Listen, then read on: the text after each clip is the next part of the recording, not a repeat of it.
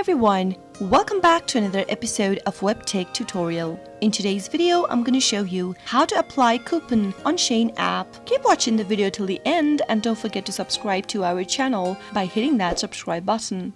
Also press the notification bell so that you'll never miss another upcoming updates from us. If you want to apply a coupon on your Shein application, then you'll need to tap open your Shein application from your app drawer and make sure that you're logged in. Once you're logged in order to use Shein coupon code, you'll need to head to the checkout page. After adding a product on your shopping bag, go ahead and select a product that you'd like to buy and add it on your shopping bag. Tap on the product, tap on Add to Bag, and open up your shopping bag at the top right-hand corner. Tap on the Checkout button in the bottom of the screen. Go ahead and enter your shipping address and other information in the text boxes below. Once you enter all of the information needed, tap the Save button. In the order confirmation page, in order to apply your coupon for Shein, scroll all the way down until you find the button that says Apply Coupon and tap it on. Now, type in your coupon code into the text box. And finally, tap on the Apply button right next to the text box. And that is how you'll be able to apply coupon